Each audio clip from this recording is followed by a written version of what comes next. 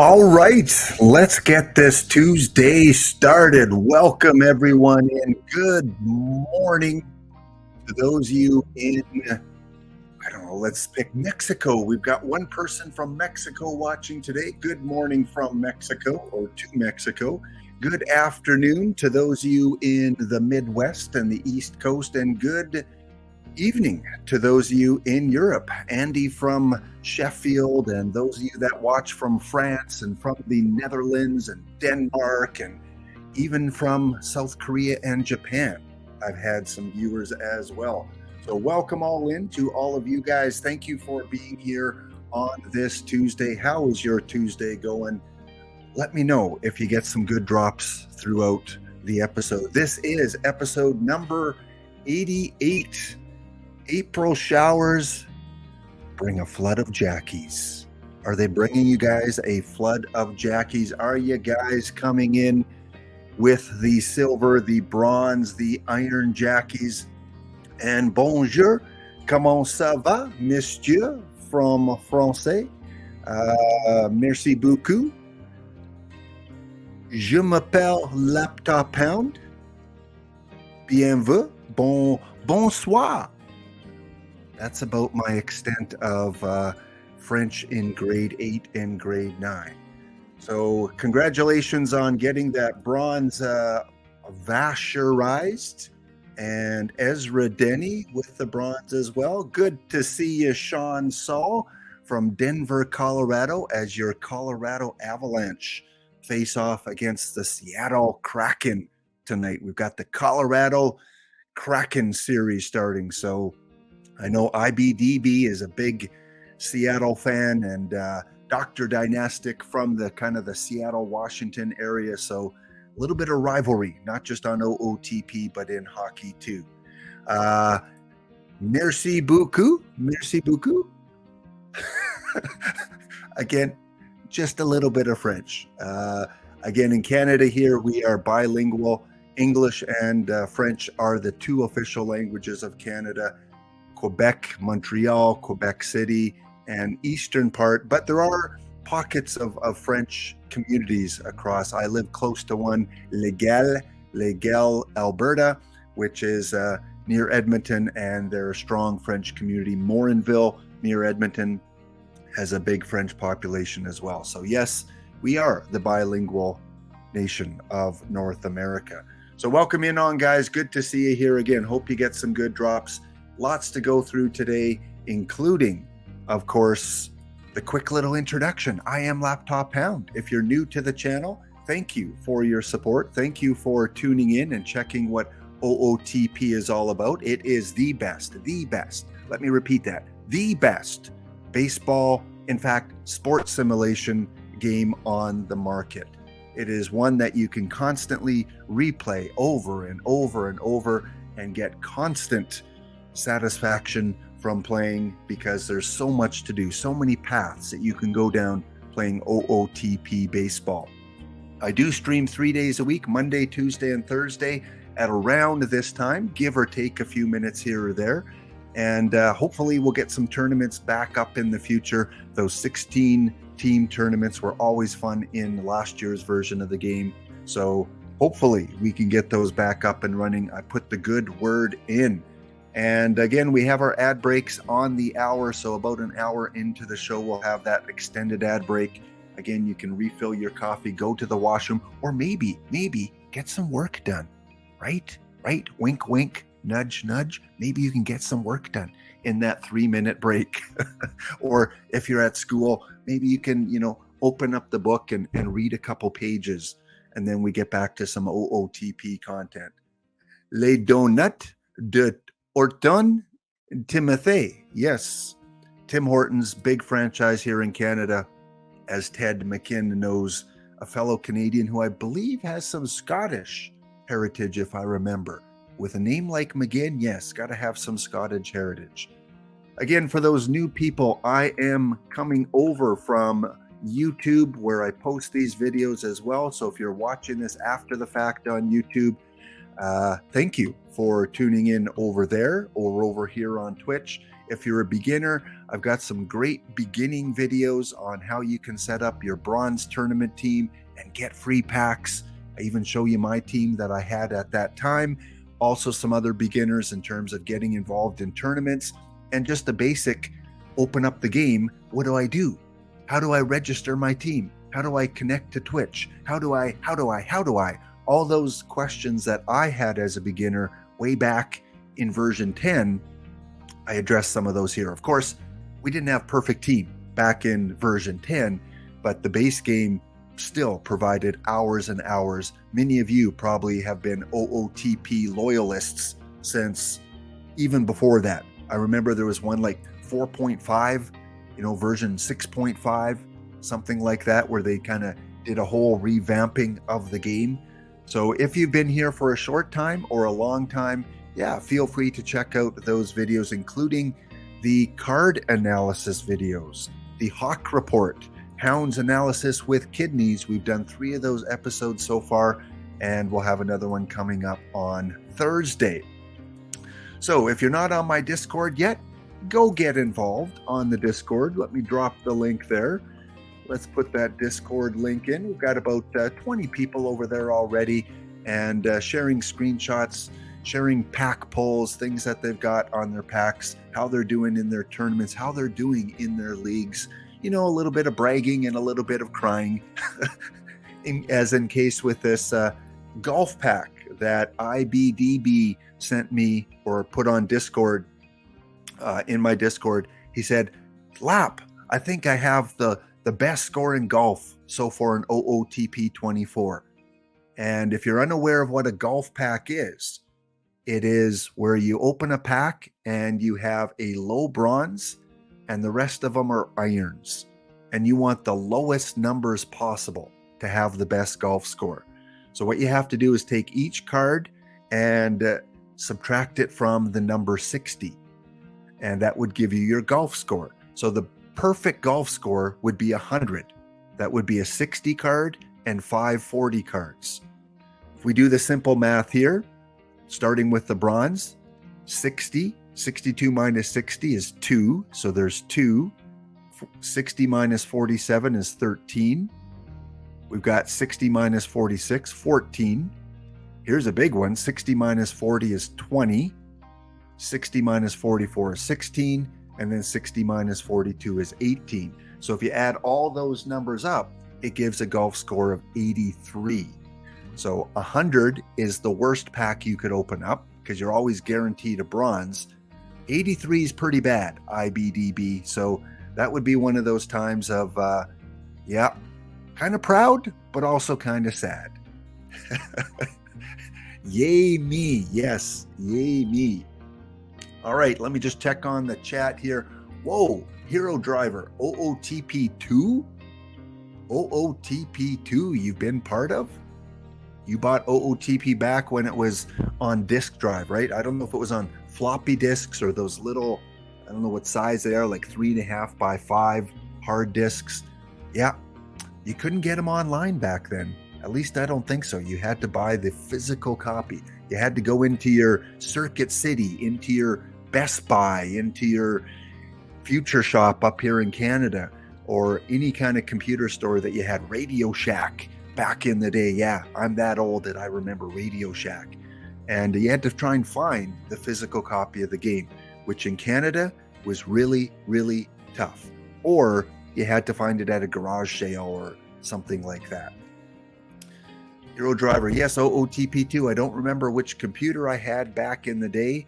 Yeah, probably, something that ran, that would have been Windows, probably Windows 98, because I think the first OOTP came out in 2001. That's why they're always a year ahead. Like right now, it's OOTP 24, because it's the 24th version of the game. So the first version of the game came out in the year 2000, I believe.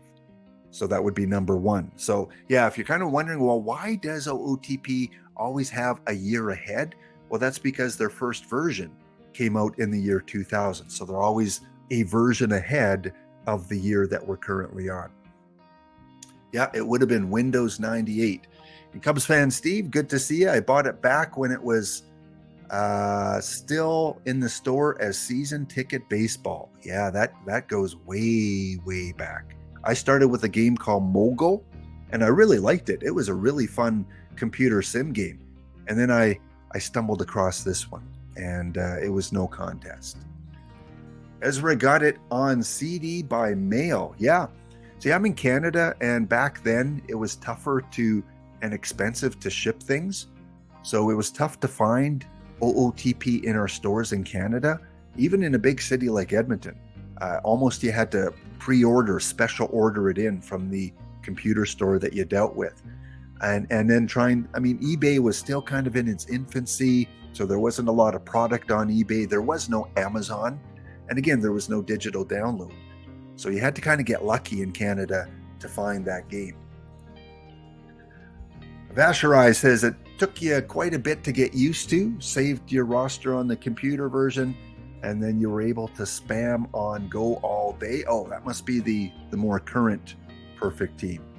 All right, let's see what else. Padman, I went from Micro League to Earl Weaver to Diamond Mind to OOTP. Played Earl Weevil. Earl Weevil. Yes, he kind of when he was acting out was kind of like a little Weevil, wasn't he?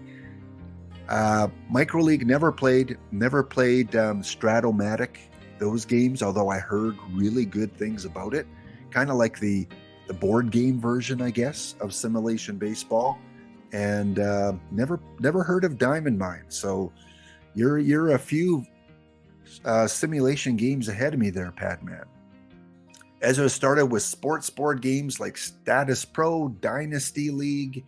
Also love the old school front page sports football and baseball games. Of course, when I was young, and some of you will remember this, we had the Mattel. Remember those Mattel games where you'd, head-to-head football, and you had head-to-head baseball, and you put your 9-volt battery in, and then you could buy the ones where you could play against an opponent. They would kind of be on the opposite side of you, or you could play the single version. But once you memorized the pattern, because the touchdown pattern was the same all the time, up, sideways, down, up, sideways, down, rote memory. Your fingers kind of knew the pattern after a while, and you'd score like 50 touchdowns in the game on those Mattel games. So yeah, bringing back some good memories here about some old baseball games. And of course, now we've got the best game out there, OOTP. Stick around, guys. We will have a giveaway at the end of the stream. As always, 15 packs, 10 to one lucky user, and 5 to another, follower. Don't want to call you users, even though OOTP is kind of like an addiction, right? We're OOTP users. Our eyes are glued to it. So yeah, let's not call you users. Let's call you followers, loyalists of the game. So we will do that later. And good to see you, Stroker. Good to see you, Waylander. Again, you guys talking about your memories of early versions of Simulation Baseball. So yes, Dish will be on, what is today? Tuesday. He will be on Thursday at noon, and we already have a teaser about the new set that's going to come out. So here it is on the Twitch channel.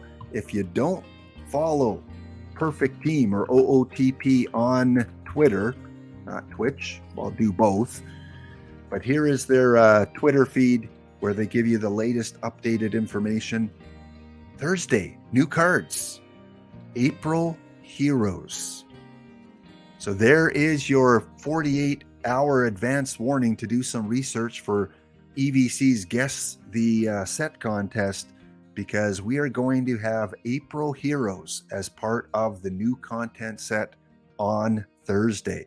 And again, you can check that out at noon Eastern Time, followed by the Hawk Report, where your kidneys and I will have a little fun and we will analyze the new cards that come out. So any player that has a significant milestone during the month of April, One that I remember was an April one was Mike Schmidt. Mike Schmidt hit his 500th home run on this day in history, April 18th, way back.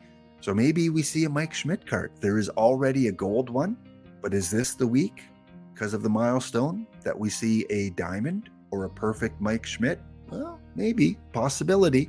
It definitely fits the theme. And again, the other big announcement is tomorrow, 24 hours away, we have the Streamathon. Yes, the affiliate Streamathon will start tomorrow, and it will run for about 33 hours, maybe a little bit longer, with all your favorite affiliate streamers. Well, not all of them, because some of them couldn't make it because of work commitments or because of school commitments or because they didn't want to stream at 4 o'clock in the morning like I will be doing. So we do have some of the affiliates that couldn't make it, and want to send out their apologies for that. And it's almost finalized. We did have one affiliate that had to back out for work commitments, so trying to fill a couple more slots here, but they will get done, even if it's a repeat affiliate that has to stream. Even if I have to stream an extra shift, I will do that to keep the streak, the 33 hours going. There will be giveaways, not just packs, but there will be other giveaways as well. You will have your regular drops. And of course, in these 33 hours, DishNet will provide the new content, the April Heroes content set at noon on Thursday. So that is part of this marathon. So tune in, guys. Take the day off work, take the day off school. Tell your significant other, hey, I need 33 hours of quiet time. I need 33 hours of alone time. And for those of us that are, a little more introverted, we enjoy our alone time. And I don't mean in a bad way. We just enjoy it to soak in some of the things that we like to do, including OOTP. So check that out. It won't be a drop-a-thon. No, the drops, I don't want to put any misleading information. The drops will be usual. You will get your 5 from an affiliate, and you will get your 5 from the regular channel. So when Dish is doing his release set on Thursday at noon, you can get your 5 drops from him, providing he streams for at least an hour and 15 minutes. Always get on early when DishNet, because you want to make sure you get those 5 drops. Tonight at 9 p.m. Eastern, catch TJ Lauerman and his Atlanta Braves franchise series. TJ will be on at 9 o'clock Eastern, where again, you can get 5 free drops. So thank you to OOTP for sponsoring this, for allowing me to create this second marathon and get all these affiliates on board.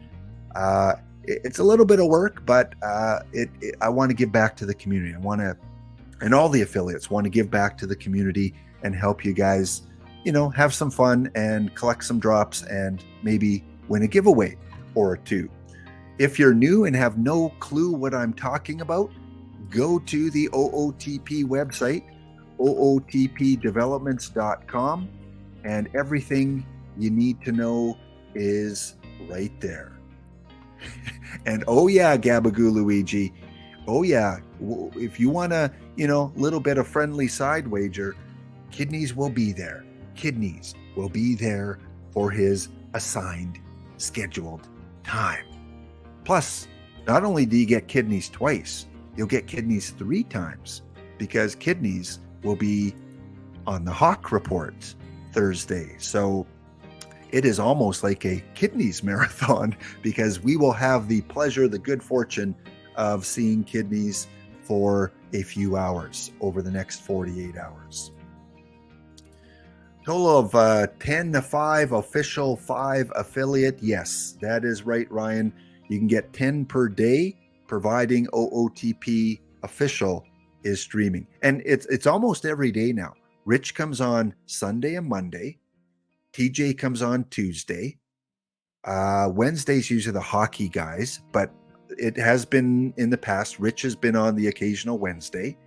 Thursday is the new card release set at noon, and at 9 p.m. replay, so you can get drops on either one of those.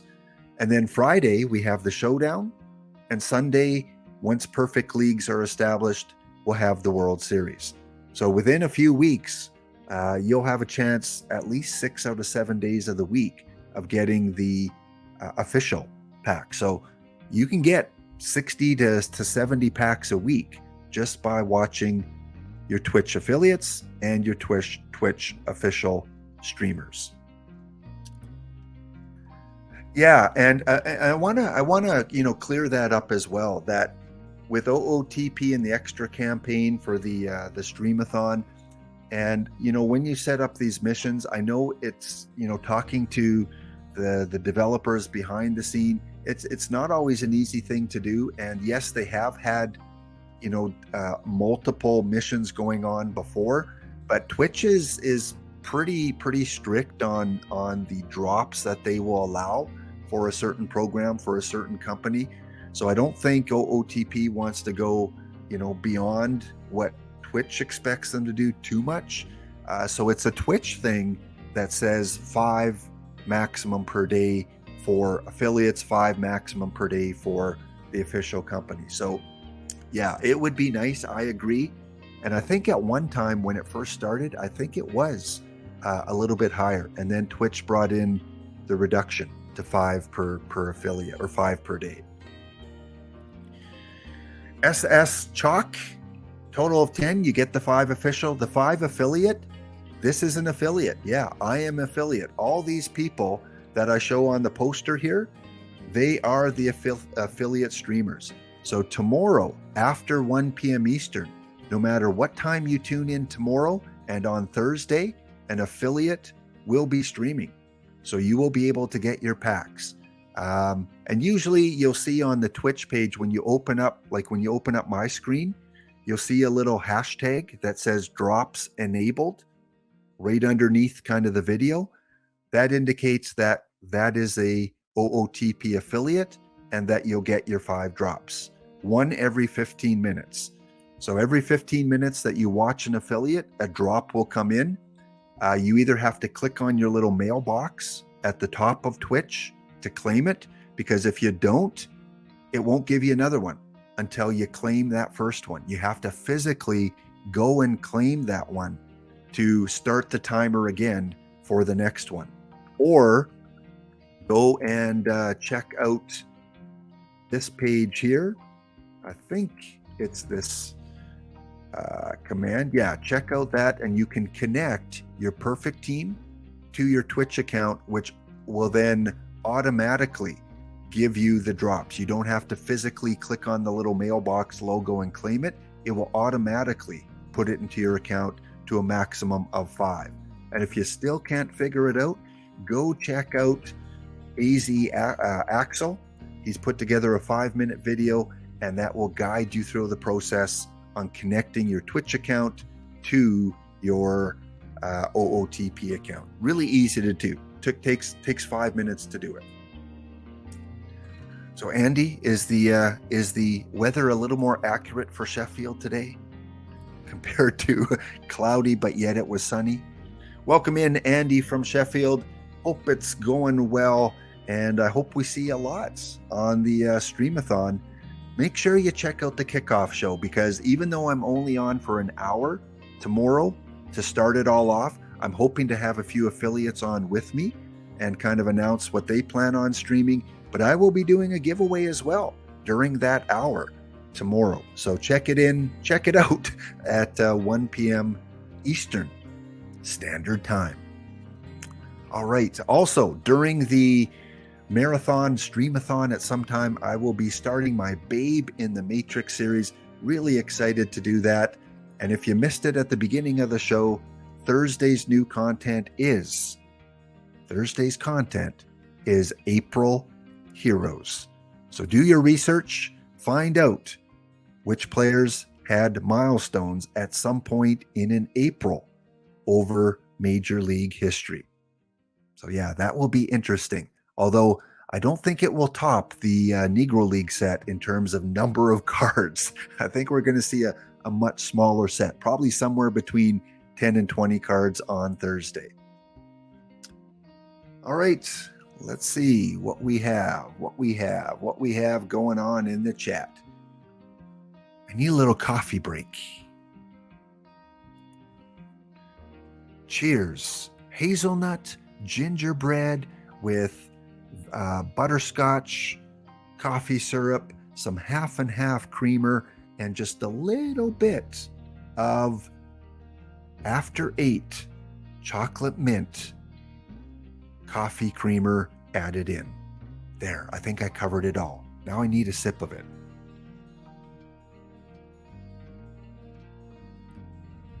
Again, good to have all of you here. Again, just running along the bottom, I want to give a big shout out to all the recent subscribers over the last couple of weeks.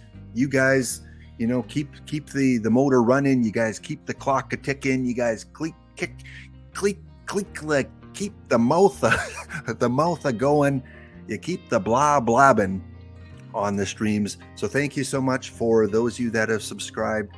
Again, can't thank you enough. If you were all in the Edmonton region, we would go and we would have a meetup-a-thon, and we would talk baseball and history and weather, and I'd buy you guys all a beverage of your choice. Thank you so much to the subscribers, and a big shout out to Gorgo today. I don't know if Gorgo is ghosting, if Gorgo is on stream, but a big shout out to Gorgo, who resubscribed for the third month tier 1 subscription. So big shout out, Gorgo 2005.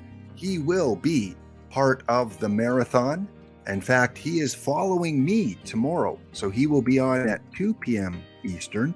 And you may want to go bookmark Gorgo right now so that you don't miss him tomorrow. There is the link to his Twitch. Check him out, 2 p.m. Eastern. So Gorgo, this one's for you. Hello out there, we're on the air. It's baseball night tonight. The tension grows, Drysdale throws, and the ball goes out of sight.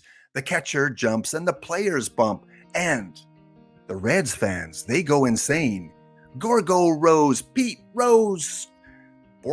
Gorgo roars, Pete Rose scores at the good old baseball game. Thank you so much, Gorgo 2005. for all that you do for the OOTP community and for my stream. And Gorgo was the one that helped get me on to the different programs and showing me how to use Twitch and all those other kind of things. So big thanks to Gorgo 2005. Make sure you catch him as part of the Streamathon tomorrow. Let's see if we've got a new podcast put up. Nope, March 9th is the latest one. So if you like to listen to podcasts, Rich Grisham does a wonderful job interviewing baseball players, developers at OOTP, content creators, lots and lots. A 4.8 customer review out of 5. Deserves a 5 in my opinion, but I'm sure he will take a 4.8.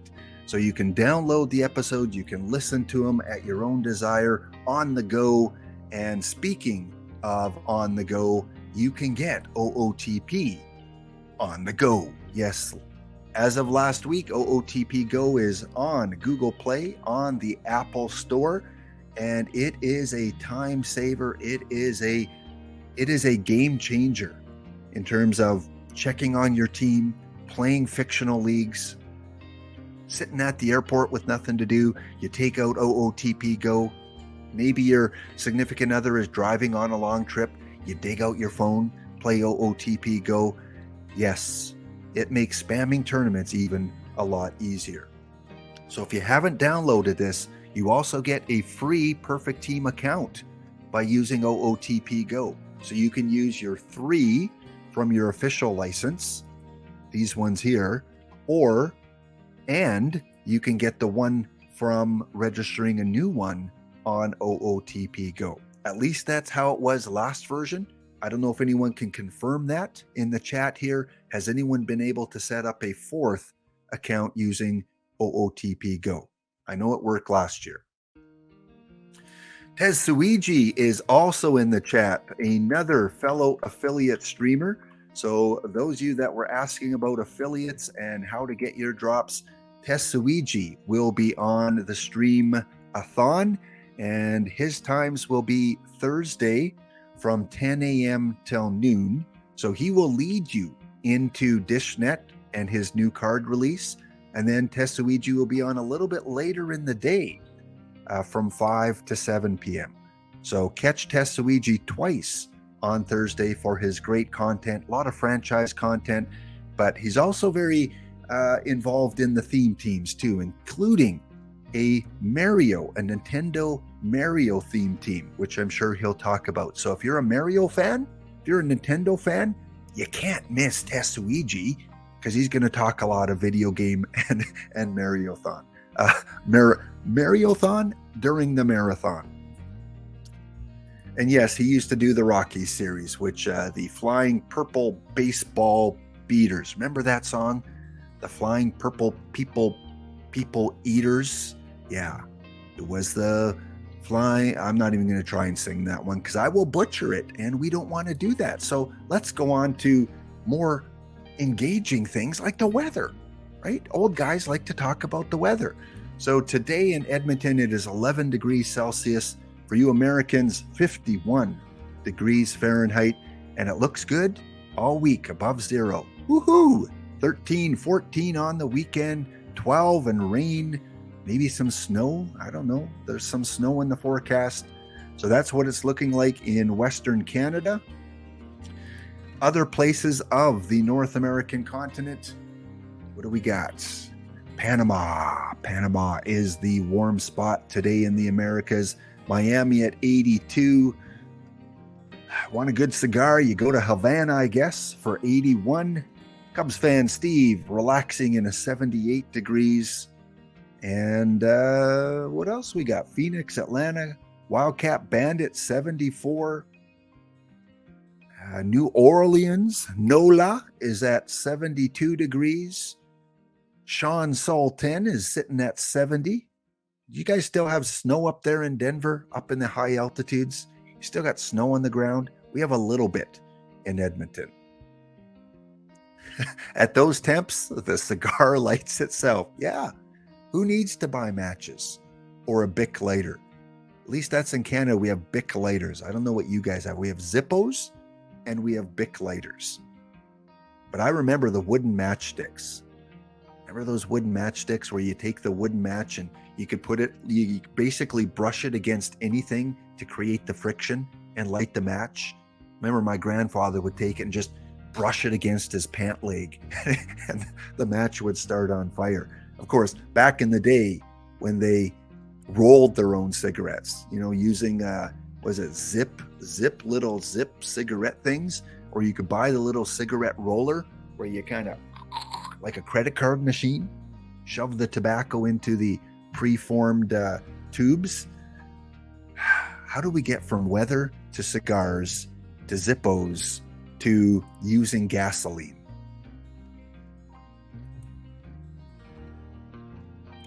Tangents. That's what I call that. It's what I call when I used to teach for 31 years. My students would often try and get me off on a tangent. And if you're a teacher or you know a teacher, you know exactly what I'm talking about. Now, where was I? Oh, yeah. Eureka. Cold spot in the Americas, minus 15 degrees. Again, if you're new to the channel, haven't showed Eureka in a long time. So we go to our handy dandy Google Earth and look at here. Here's Sean down in Colorado. Here's Wildcat in Oklahoma. Here's Heath over in North Carolina. We've got Cubs fan Steve in Miami.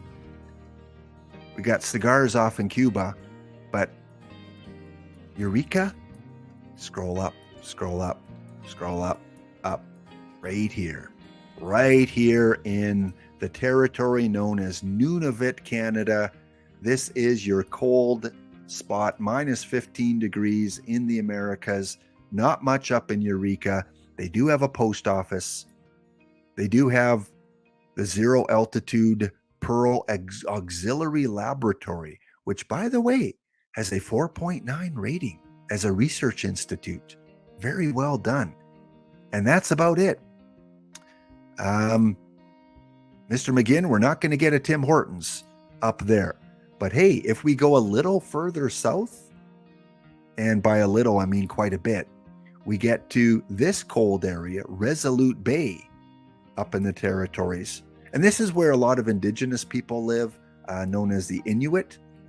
And it's a little bit bigger. They have a school to go along with their post office. And if you need a place to stay, they've got the South Camp Inn. There you go. They've even got two little hotels or motels. That's quite a bit for a small community. And the other one that is kind of popular up in that area is right here. That is, what do we got? Pond Inlet. Pond Inlet, again, Aboriginal, Inuit, indigenous people. They do have a high school. They do even have a Le Roi de Sushi eatery, Japanese restaurant, way up in northern Canada. They got the airport and they've got the Northern Store right next to the post office. If you want to make a bet, most Canadian communities, no matter how small they are, they have a post office. And even at the store, you can get your craft dinner and you can get, there it is, your Tim Hortons coffee. Who says you can't have a nice cup of coffee way up north in Canada? All right, yeah, it's been a while since we gave you your geography lesson. Next, NHL. Have you guys been watching the playoffs? Have you been cheering for your team?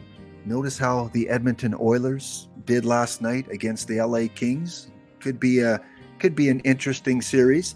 And we do have a kind of like a little fun OOTP bracket set up for the playoffs. So if you want to, be part of this little fun bracket, let me post it in here. You might have to set up an NHL.com username or something like that, but we've got 4 of us in the bracket to see who can predict the NHL playoffs. Let's see if it shows mine here. I'm sure it must. Laps bracket. Maybe not. No, maybe not because I already entered it. Well, it has come that time to the highlight of the first hour. Lap, what are we celebrating today? What are we celebrating? And Harak attack, if it's the Bruins against the Oilers, I will gladly take that. The Bruins against the Oilers, back to the heydays of the late 80s and early 90s with Ray Bourque and Mark Messier, Cam Neely. Yeah, those were the playoffs back then. Well, today is the day.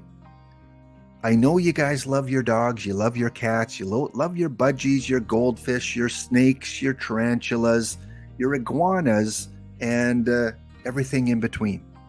But today is Pet Owners Independence Day.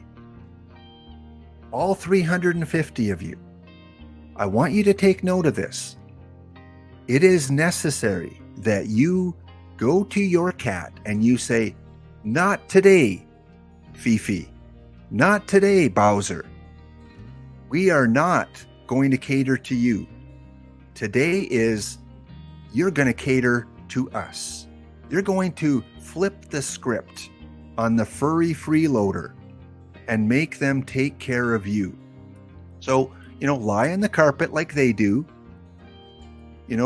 Kick your ear. If you're able to do that, and bring your leg up and kick your ear. Don't go to work, like a cat. A cat says, "Work? What's that? I'm going to lay around. You're going to feed me. You're going to pet me.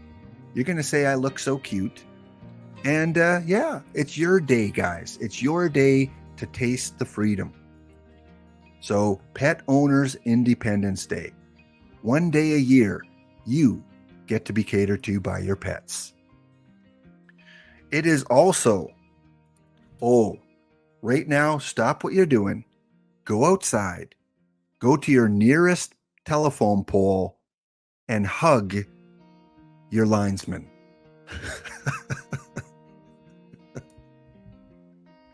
I'm serious, guys. I am serious. This is National Linesman Appreciation Day. Now, I don't care if it's an offensive linesman. I don't care if it's a hockey referee linesman or if it's a guy that's working on your power pole. Go give him a hug. Or what else do they suggest? How to celebrate it? Start off by putting up a post with the hashtag #ThankALinesman. Spread awareness about this incredibly dangerous job. So not only should your pet be taking care of you today, you should be taking care of your linesman.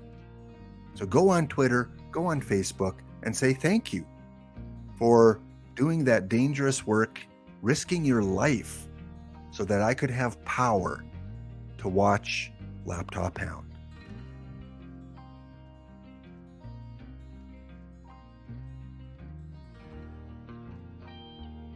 All right. On a lighter note, you love your animal crackers? It is National Animal Cracker Day. I loved these as a kid. I always wanted these as my lunch kit snack for school. And my favorite was the giraffe. I think there was a giraffe. I like the giraffe one. I don't know why. I just like giraffes. They're tall. I don't know. They're orange. I like orange, black. So yes, it is National Animal Cracker Day. Go out, get some animal crackers, and not those goldfish. They don't qualify. No. You have to have the original. That from the late 1800s, and they were imported from England. So give a big high five to Andy from Sheffield for being part of the culture that has brought us animal crackers. They became known as Barnum's animals, I'm guessing after the circus, Barnum and Bailey Circus, in 1902. And in 2018, Nabisco changed the imagery so the animals were freely roaming in nature rather than being inside a cage of a train. So, instead of eating an animal caged in a train, you are now going to eat an animal roaming in nature. So Barnum, yes, from Nabisco, they came out with the animal crackers. Hey, I like that. That should be on the back of a t-shirt, Ted. Go with it. Capitalism. Market it. No matter what happens, giraffes can hold their head high. Maybe that's why I liked that as a kid. Pocket ain't full? Are you from England as well? Does Andy have a UK friend? Where are you from, Pocket? And yes, when it comes down to it, really, Vanilla Gorilla, it's all about easy access to eating the cracker. And a giraffe can be easily done. Or, you can share it easier because you take half of it. And when you're sharing it with that, girl you have a crush on in grade 3, you don't get the cooties as much because it's a bigger cracker.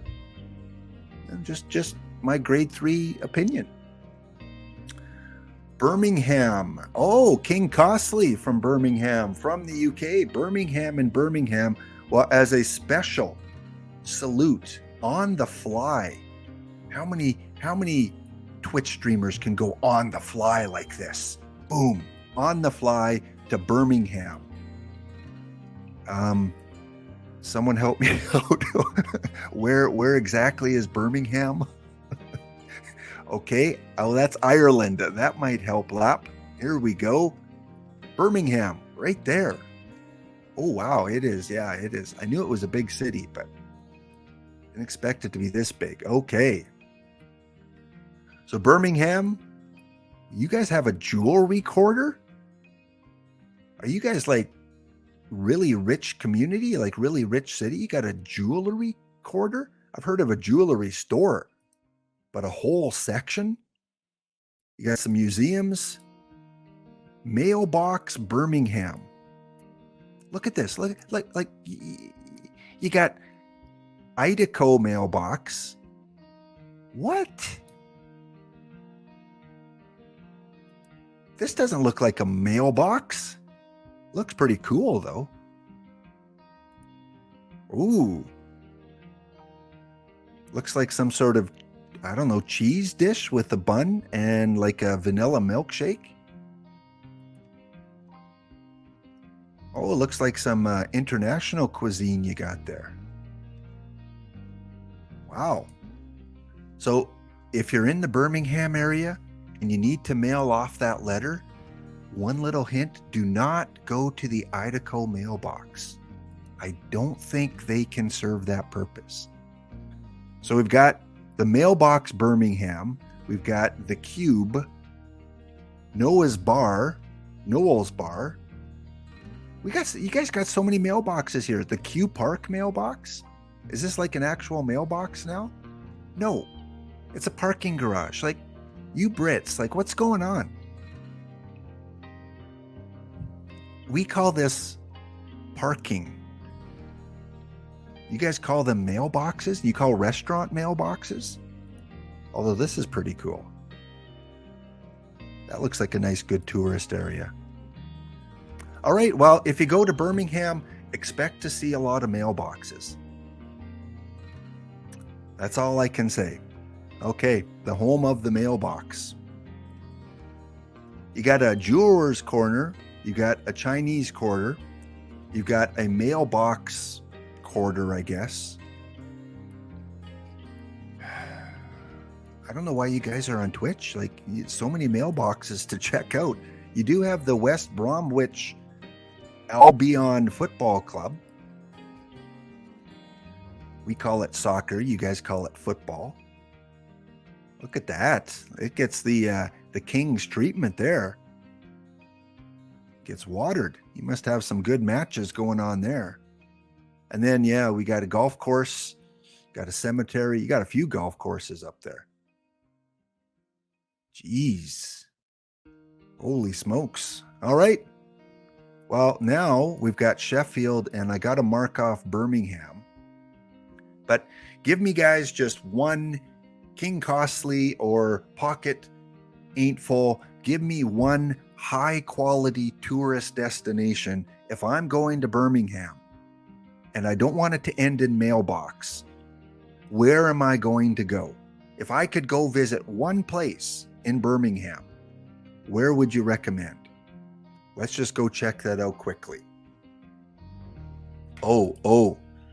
Sorry, King Costly. I didn't mean to get in some sort of rivalry here. West Brom really isn't Birmingham. Okay. It's probably like Calgary, Edmonton, New York, New Jersey, Anaheim, San Jose. Okay, we won't go there.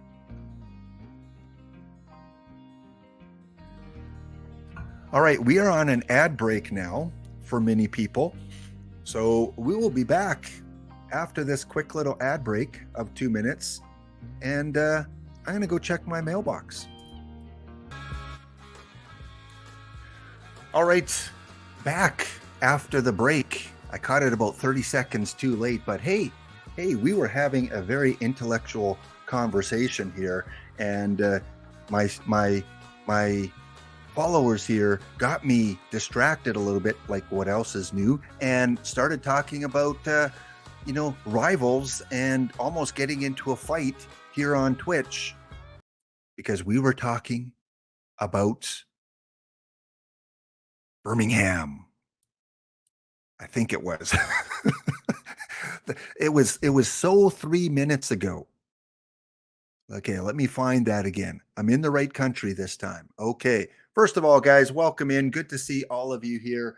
Over 350 people tuning in. Stay tuned as we will have the giveaway for some free packs a little bit later in the episode. So if you're in the US, thank you all for coming. If you're in Canada, how's it going, eh? If you're in Australia, g'day, mate. And if you're in Birmingham or Sheffield, bloody hell.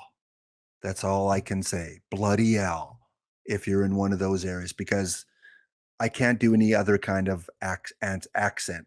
So sorry, I don't know what a Brummy accent is, but I'm guessing it's quite comical.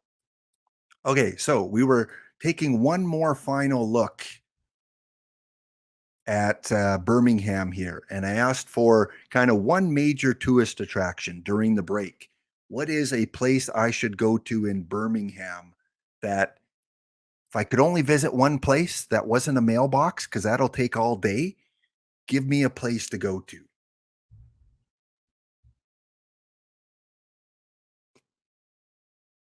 And based on the silence, I guess there's nothing to see in Birmingham unless you like to golf or send letters.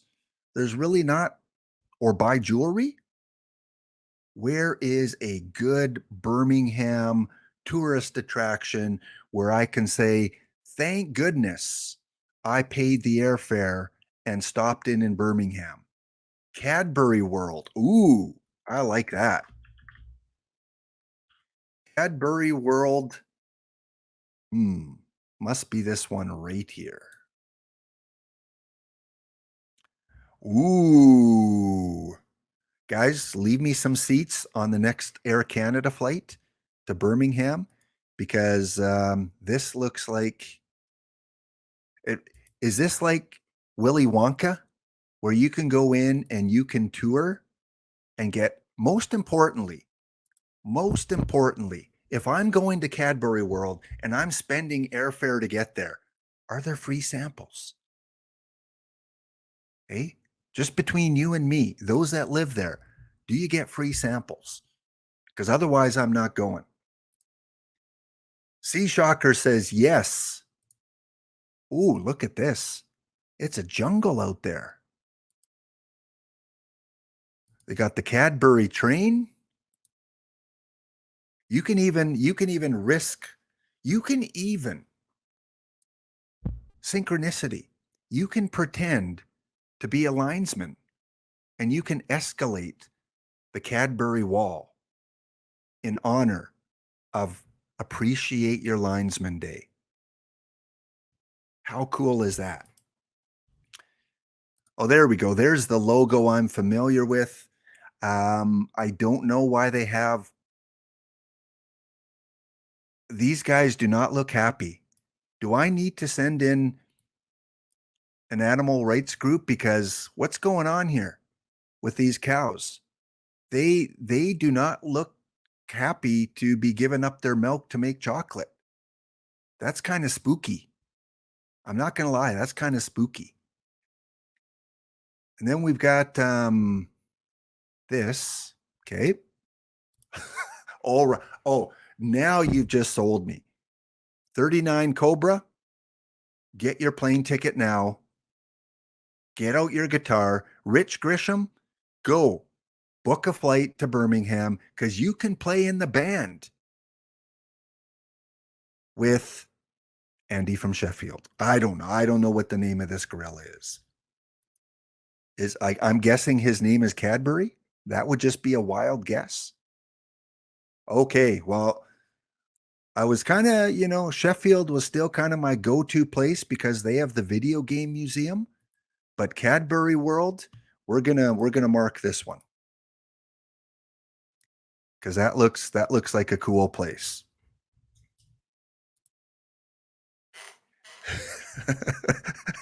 The cows are just chilling.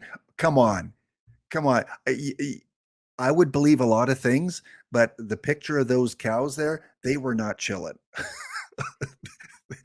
They were looking like they were like, we've had so many tourists in today here. We just need a night off. Phil Collins. There we go. Phil Collins, I think he has just a little less hair on his body, just a little. The gorilla on the drums. Yeah, we saw that picture. Okay, let's get back to baseball here. Last night was not a good night for my Blue Jays. What's going on? 2 games in a row to Tampa Bay and to Houston. Blue Jays just gave up what, like 18 runs overall? And today, who do they got going? And that was with Gaussman pitching. He gave up 7 runs in the first inning, and they kept him in for another 3.5 innings. Jeez. Chris Bassett. Oh, great. 1-2 with a 7.63 ERA, going up against your Quiddity at 1-0 and 235. Thank you. Let's see who else is going here. Ooh, the Mets and Dodgers. Looks like EVC's Dodgers going up against the Mets Top Gun, 3-0. Kershaw. That should be a good game. Who else? Who are the Giants playing today? San Francisco. They have Alex Wood going up against Cabrera and the Marlins. Giants are 5-10. Ezra, you need to go in and take over the Giants, because if you don't know, Ezra runs a 1958 franchise with the New York Giants. When he's streaming, go check him on. He was on this morning, and he is playing every game of the Giants 1958 series. And with the 5-10 current Giants, I think they need to contact you to take over the team, because I know your team is way above 500. But then again, you have Willie Mays. They don't. So yeah, looks like some good matchups today. The Phillies, the 6-10 Phillies up against the 6-10 White Sox. Lance Lynn, USA World Cup of Baseball roster player who beat Canada. Boo. All right.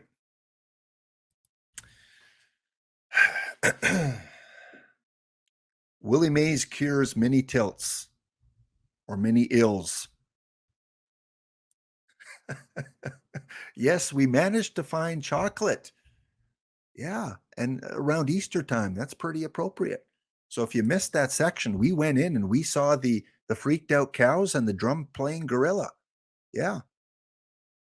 All right, it's time. This day in baseball. What is going on in baseball over the years? Some of us were around during this time, but not this one. 100 years ago today. Wow. What an anniversary. 100 years ago today, the house that Ruth built, Yankee Stadium, opened up.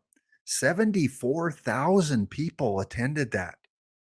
I didn't know the population of New York was 74,000 back then.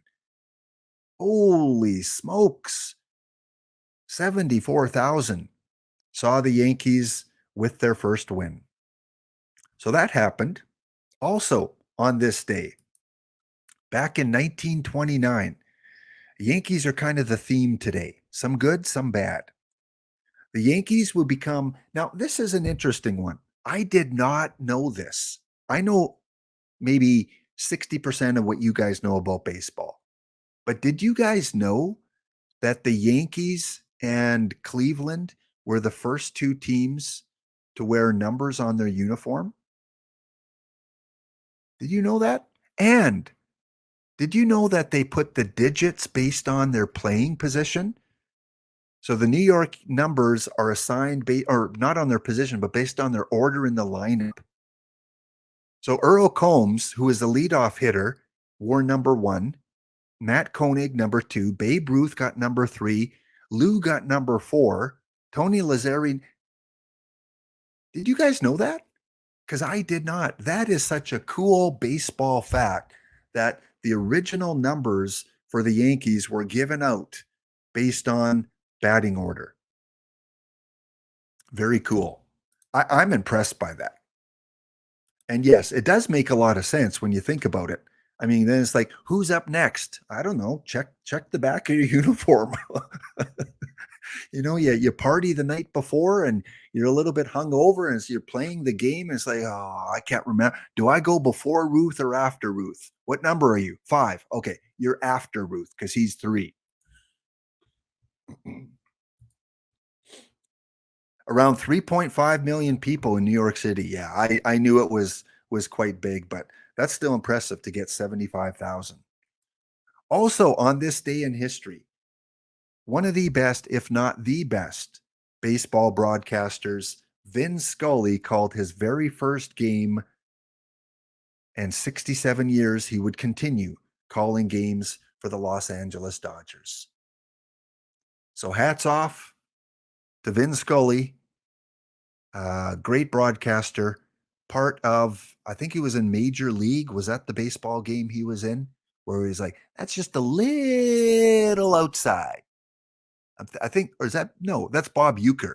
I get Bob Uecker and Vin Scully mixed up. Yes, Vin Scully and his Dodgers. On this day in 1950, so 73 years ago, Seth Jethro, who we see in Perfect League many times, former Cleveland Buckeyes star, the Negro American League, became the first black player. We just had the Negro League set released, first black player for the Braves.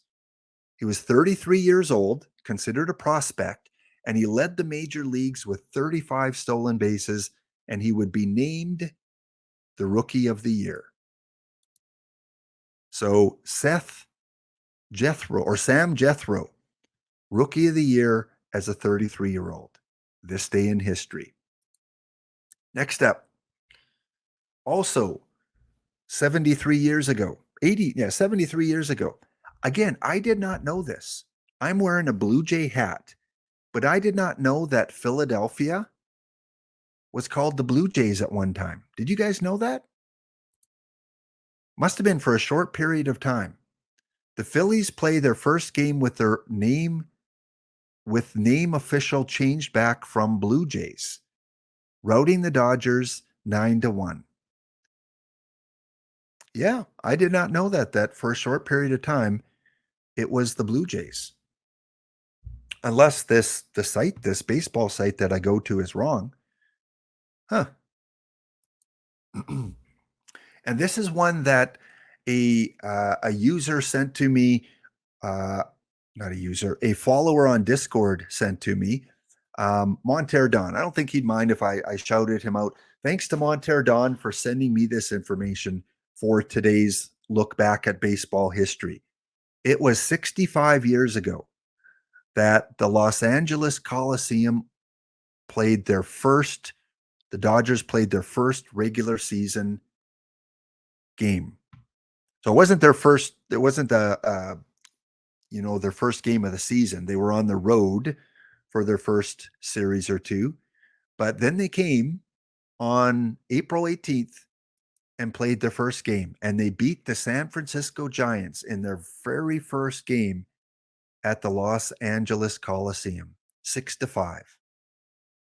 And it's cool. You can look up the box score and you can see who played in that very first game. That was back in 1958. I don't know if any of you guys were back, young kids back in 1958, but apparently it was the place to go. On opening day, they had over 70,000 people. Kids missed school. Grandfathers took grandsons. It was a spectacle to go to the Dodgers game at the Coliseum. Willie Mays went 2 for 4. So he did his best to get the win. It's just so fun looking at these players because I know them from Perfect Team. Like Hank Sauer is in Perfect Team. Orlando Cepeda in Perfect Team. Of course, Willie Mays. And to see a box score. Pinch hits, pinch runners, Mike McCormick. Look at this guy, John Antonelli. He's a really good bronze pitcher. I use him in my bronze tournaments. So fun to see him on a scorecard from 1958.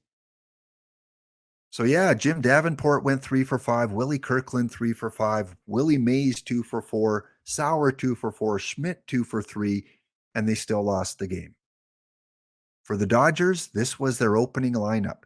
Pee Wee Reese, the 99 diamond card, arguably the best shortstop that you can use right now, especially for defense. I think he's got 100 rated defense at shortstop. Pee Wee Reese, that's a card you want on your team. Duke Schneider, the Duke, who you need as a possibility to finish Jackie Robinson. You want that perfect Jackie Robinson? You need the Duke Schneider, or you need the catcher. I think it was Roy Campanella. I think you might need him or Duke Schneider. You can't finish Jackie without one of the two. Gil Hodges, Dick Gray, Randy Jackson, who I think we saw in the April Fool's Day set, I think, or at least he's in Perfect Team, Randy Jackson. So thank you so much, Monterre Don, for sending me this, because it helps me learn about the game a little bit, helps celebrate the 65th anniversary of opening of the Coliseum, and it kind of changed baseball. I found this article on ESPN that the Coliseum's dimension affected the play on the field. So based on, I guess, I don't know if it was the wall size or what it was. I didn't look into it too much, but maybe those of you that know about the Coliseum can enlighten us. How did the dimensions affect the gameplay? Was it a shorter left field, shorter right field? And you guys are talking about Lindor. Lindor is better. Lindor is better than who? Yeah, oui, monsieur. The baseball box scores of the past, the fact that they're so documented and that you can find so many old box scores, really, really cool that we have those preserved.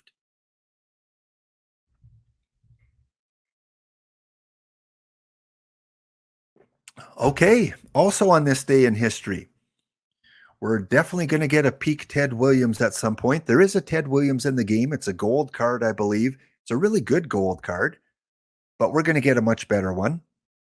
And on this day, 63 years ago, Ted Williams became the first major leaguer to homer in 4 decades.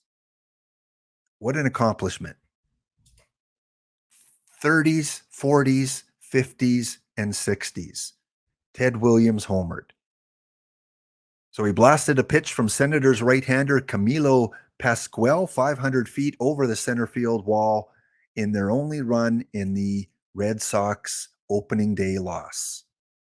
So Ted Williams, one of the all-time greats. Congratulations, homering in 4 different decades. Look at this guy. Look at this guy. That's not what I imagine when I think of Don Sutton. look at those young ears pop out there. This is Don Sutton's first major league game on AstroTurf in Houston in 1966. So what is that? 50, 60, 57 years ago? 57 years ago, Don Sutton picks up his first career win. Yeah, I know, right? Right, Koala, where's that curly hair? Again, it's so cool. I'm so glad to do these look backs at baseball history because it entertains me looking back at some of these players that I grew up. He was a favorite pitcher of mine with Dave Steve. It was Steve and Sutton, the two guys that I just loved to watch as a kid. In this day, 1978. This is a funny one too. We all know that Reggie Jackson was quite the character. You know, Reggie, Mr. October. And I was a young kid. Maybe I saw this game, maybe I didn't. But on this day in 1978, Reggie Jackson was up in the count against the Orioles 3-0. And we all know that Reggie has the green light. If he wants to swing at a 3-0, he'll swing. But apparently, he did a little acting at this at bat. And he looked down at the third base coach, Dick Hauser, and he put on a show basically insinuating that he had to take a pitch. Oh man, you want me to take a pitch? Well, boy, I'm going to talk to you later in the dugout. And it worked. Tippy Martinez, the Oriole pitcher, bought it and he threw a fastball right down the middle of the plate thinking that Jackson was going to take, and Jackson put it over the fence in a 4-3 walk-off victory. What a character. What a character. Reggie Jackson. We've had some good Reggie Jackson cards, but we haven't really had the meta Reggie Jackson card. He deserves one. He is one of these players that everyone remembers watching growing up. So I hope they put a perfect playable Reggie Jackson. A little closer to today's date. So we're looking at 14 years ago. 14 years ago, Cleveland crushed the New York Yankees 22-4. It was the most runs that the Yankees gave up in an inning in their history. They gave up 14 runs in the second inning. Cabrera, DeRosa, another great bronze card. Chu, Travis Hafner, Grady Sizemore, Victor Martinez all hit home runs. Cabrera with a grand slam. Yeah, told you we were talking good and bad about Yankees today. So 14 years ago, the Yankees gave up a 14-run second inning. I don't have the box score on that one. It would be interesting to see who were the early pitchers for the New York Yankees. This is probably the Andy Pettitte kind of era. Maybe Roger Clemens. I don't know if he was still a Yankee back then. But yeah, it would be interesting to see who the starter was for that game. Yes, we will get a perfect Reggie. I have no doubt we'll get a perfect Reggie. I just don't know if it'll be playable. He'll probably have really high power, though. 11 years ago on this day, April 18th, another cool stat that I was unaware of. You all know Bartolo Colon. Bartolo Colon had 38 consecutive strikes in a game. 38 consecutive strikes. Think about how tough that is to do. 38 pitches and you don't throw a ball. So from the second pitch of the fifth inning through the seventh pitch of the eighth inning, 38 consecutive strikes with a victory 6-0 over the Angels. The Oakland starter faces 11 straight batters who never saw a pitch that was called a ball. Very, very cool. And the last one for you Boston Red Sox fans, or I guess I should say for your non-Boston Red Sox fans, on this day 7 years ago, Dustin Pedroia turned 5 double plays to tie the Red Sox franchise record. Hey, remember, Thursday, April Heroes, do we see another Boston Pedroia card with his 5 double plays? That's quite the accomplishment, tying the Red Sox record. So there you go, Red Sox fans, something to celebrate today. 7 years ago, Pedroia was the man. Or maybe we see a Bartolo Colon card on Thursday. Maybe we see a Cabrera, DeRosa, with their big second inning runs. Maybe we see a Reggie Jackson card on Thursday, even though he's more Mr. October.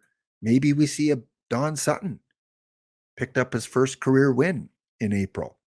Who knows? How many big, sexy cards do we have right now? We've got a few, but we know, IROC, we have many more to come. Again, guys, welcome into the stream. If you joined a little bit late, the big announcement today is the marathon, including IROC, including Gorgo, including Tetsuiji, who showed up earlier in the chat, and many, many more. We are starting tomorrow at 1 p.m. Eastern. There will be giveaways. You'll have your regular drops. Lots of fun to be had starting tomorrow. Tune in for the kickoff show with myself and a few other affiliates at 1 p.m. Eastern. All right, I need a sip of coffee. And maybe a Cadbury chocolate bar. Those poor cows. Those poor, poor cows. If you missed it, go watch the video on demand about an hour into it. All right, last thing we're going to do today, guys, and then we're going to have our draw on Tuesdays. I like to have the historical replay. I like to show off this feature in OOTP because I think it's really cool. And with the historical replay, I started this about Christmas time, way, way back with OOTP 23. I started with 32 teams, random teams. We spun the wheel and we got the year and we've got the team. Then we had those 32 teams randomly play off against each other, which brought it down to the tournament of 16, which then brought it down to the round of 8. We are down to 6 teams left. We've got the 4 green teams and we've got the 2 blue teams that have already advanced to the final 4. So our final 4 teams are going to be the 85 Mets, the 92 Blue Jays, and 2 of these other 2 teams here. So we got to find out who our third qualifier is for the final 4. Gone from 32 to 16 to 8, working our way down to 4. So today we've got the 1990 Royals. They will go up against 2/3 chance it's going to be a Mets team. The 67. All right. The Royals versus the Mets. Now, we got to find out if the Mets, got to open up the cat here. Again, make sure your cats cater to you today. It's international. Take the day off and have your cats take or your pets take care of you. Will the Mets have home field advantage? Will the Mets have home field advantage? And the answer is with a quiet meow, the cat says, no, we will not give the Mets home field advantage. So the 96 Royals against the 67 Mets. Let me go and set that up quickly. Let me get back to Perfect Team. And again, if you're new to the game or if you only have played Perfect Team, you got to try this out. It's so fun. You got to try it out. You go to your OOTP main menu that you can see here. You go to the very bottom where it says Historical Exhibition. Click on that. That'll bring you to your setup screen. And now you design what type of historical game or series that you want. You can have a 7 game, a 9 game, a 1 game. We're just going to have a 1 game series. Winner take all, winner advances to the final 4. The New York Mets from 1967. They were part of the baseball boom era, 1967, and you select the team, New York Mets. Okay, the Kansas City Royals. Got to go double check here what era they were from. Kansas City, 1996. So you pick the power years, you select the year, and the team. So you can theoretically go back and pick any team in baseball history from 1901 up until, let's just check it out, 1901 to 2022. Any 2 teams. Any 2 teams from history. Let me get back to my 96 Royals. Kansas City. There we go. Well, we've got a game of the juggernauts. We've got the 61 and 101 Mets up against the 75 and 86 Royals. In the bottom corner, you can select which era of settings you want to play in. I'm going to go with the default so that no one team has a huge advantage. We're going to go with the end of season rosters. So it's like a playoff game. And we're going to take off the injuries. Everyone's healthy for this game. Even if they have a nagging injury, they're going to play. So there you go. You pick your settings, you pick the teams that you want, and then you click on Create Exhibition. And thank you to the recent follows. We've got Mike's OOTP. We've got GCAM62. We've got cross-eyed underscore N underscore painless peach parts. Thank you. And High Gear 3. Thank you for the follow. All right, once you go into the setup, you can go and if you want, you can adjust the lineups, or as I do, I just click play ball. You can have the game simulate immediately, or you can play it out. So we're going to play it out, at least the highlights of it. 67 Mets, 96 Royals. Then it gives you your lineups, and you can go through and you can go and change the batting order. So you can go to the New York Mets, design it however you want, go back to Kansas City, put who you want in. We're just going to use the default lineups. You can go and look at the team leaders, pitching, batting. Mind you, they haven't played a game yet. And you can go into the options and play around with the camera angles and all the settings and replays. All that kind of stuff is here. You can have sound on, sound off.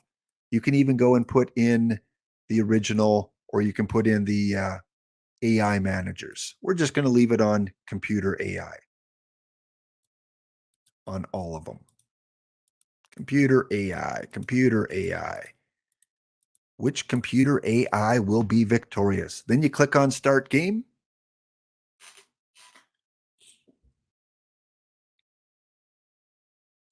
And it looks like it's going without the DH. Yes, it is going without the DH.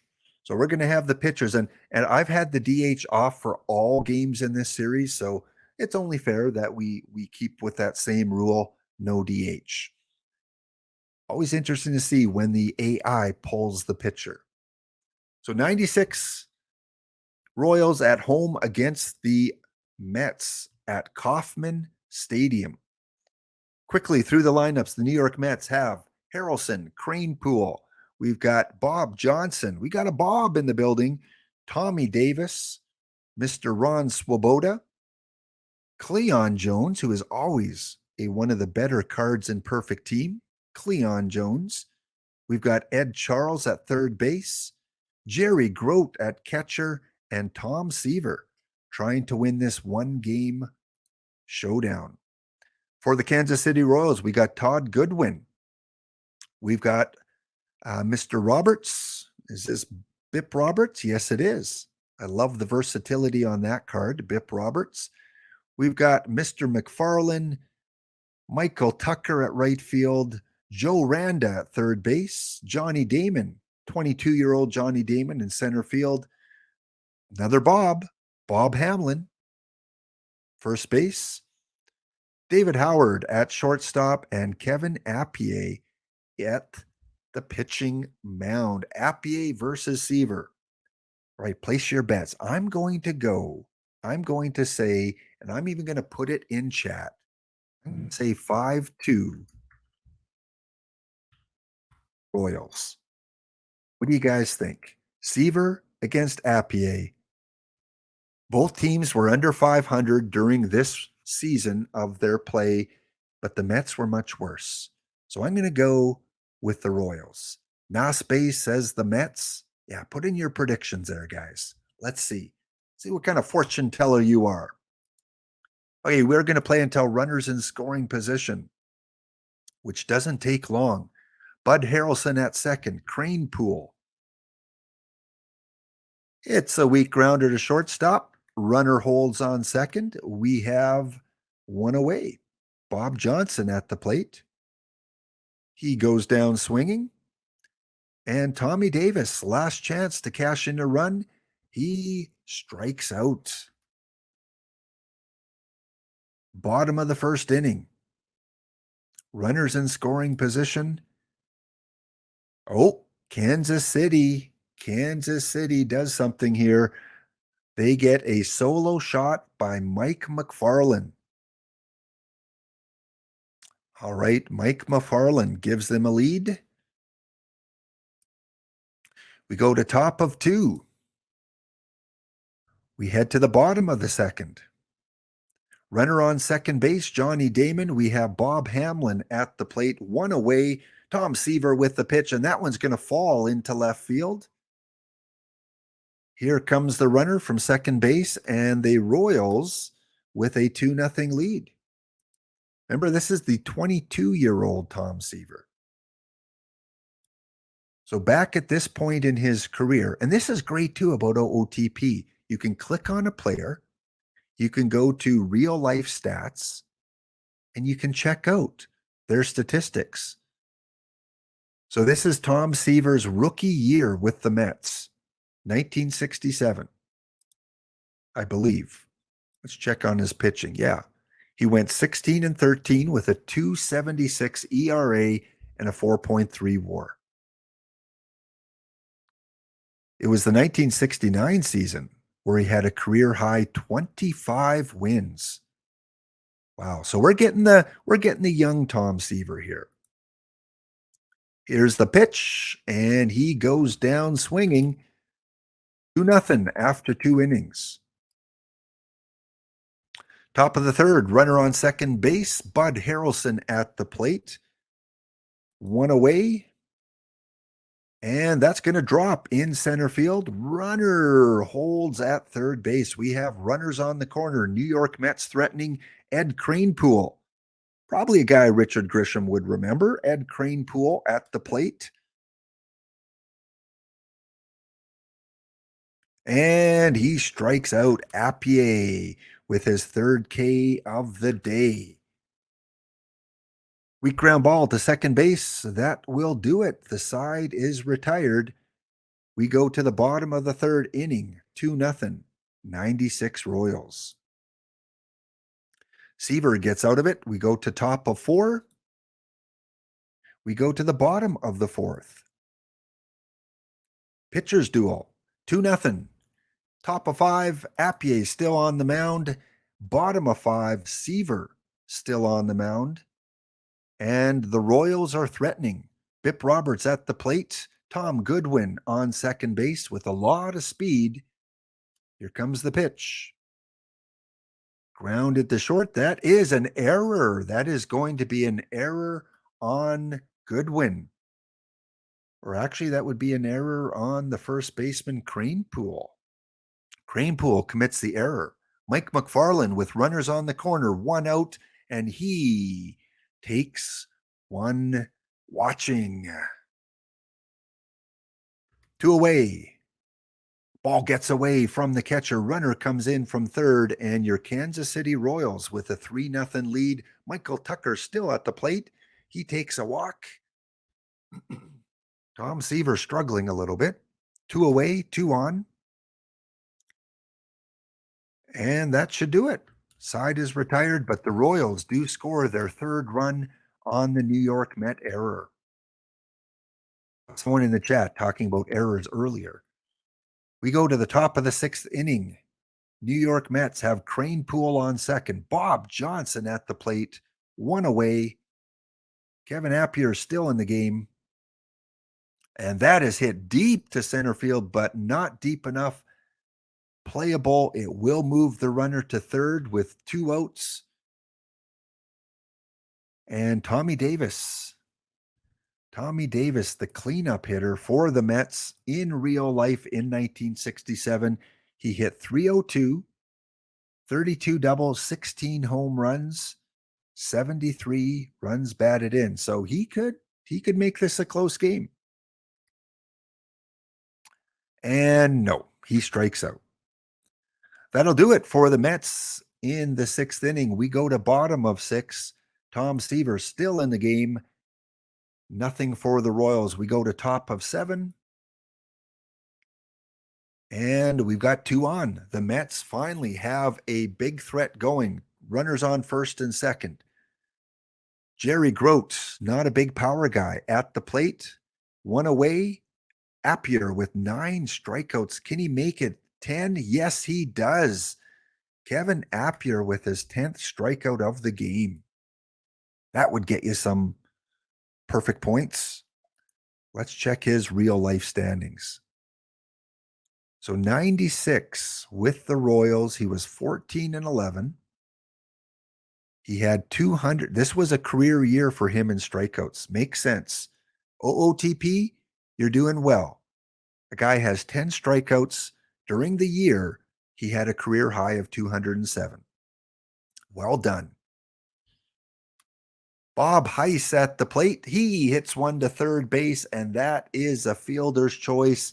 And the Royals get out of the seventh inning, still leading 3-0.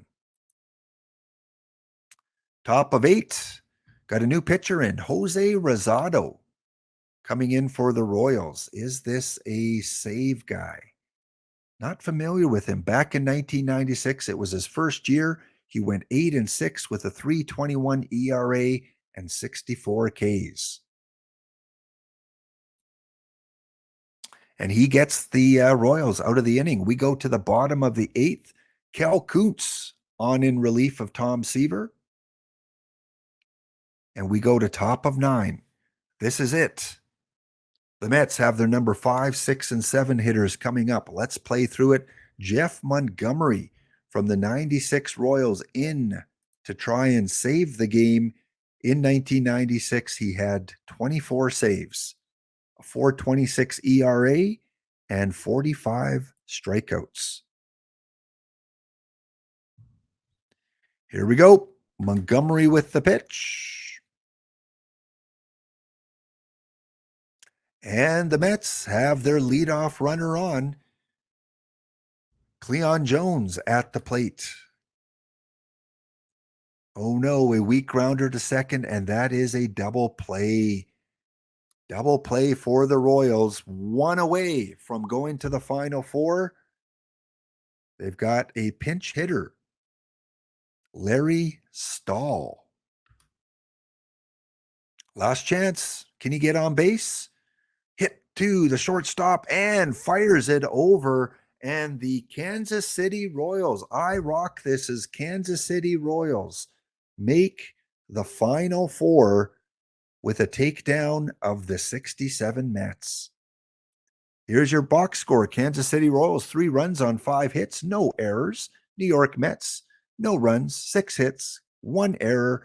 Player of the game, of course, is going to be your starting pitcher. Tom Seaver takes the loss, and Montgomery comes in for the save. 2 hits for the pitcher. Leading the way, not only pitched to Jim, but also chipped in with a couple of hits. So there you go. We have the Blue Jays, we have a New York Mets team, and we have the 96 Royals.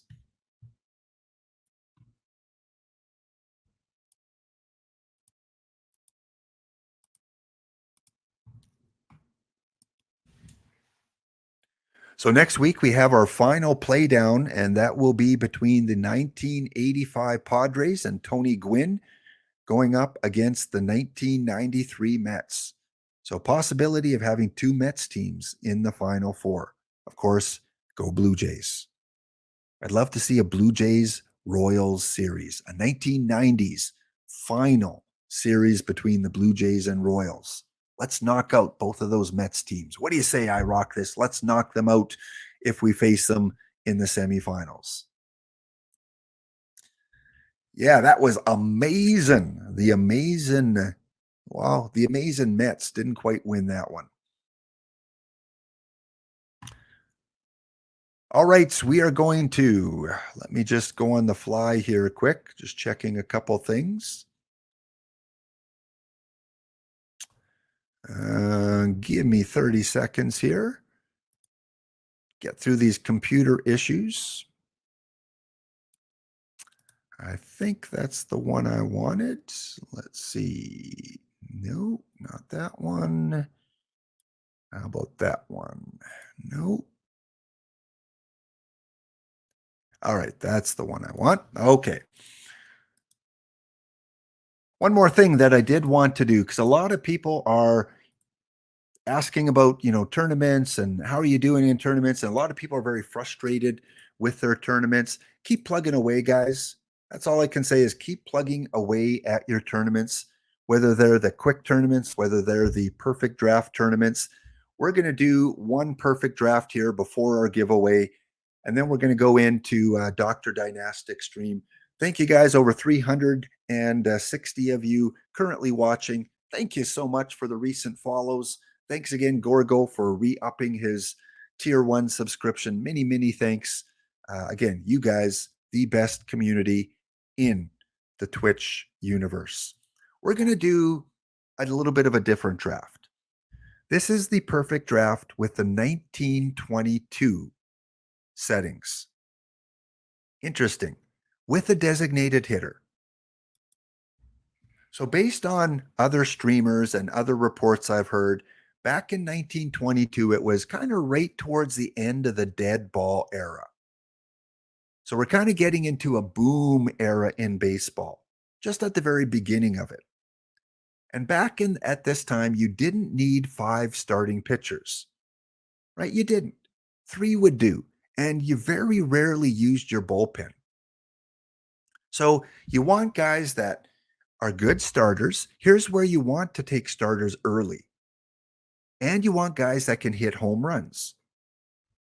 So, yeah, as I rock this as 3 starters, so you got to be careful. Make sure when you're doing a perfect draft, look at those settings. It is critical because if you go and you draft 5 starting pitchers, you're wasting opportunities to get your better batters. And no one strikes out. Absolutely. So there's homers, good era for contact, good era for, high BABIP, I guess. So anyone who has, as I rock this as, so anyone who has most of their ratings budget in avoid Ks is wasting ratings. All right. So I didn't get an elite pitcher here. You definitely don't want to take a reliever because he might not even be used much. He might only get a few innings in the whole tournament. And one of the best, I think this year's version is a two-way player. I think you're right. I rock this. So here's my choice. He can hit. He's not really weak anywhere. He can pitch.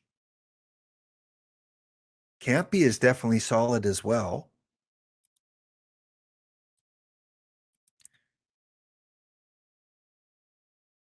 Definitely solid as a catcher. Got the power. But I think Campy would probably be my second choice. Bartolo Colon.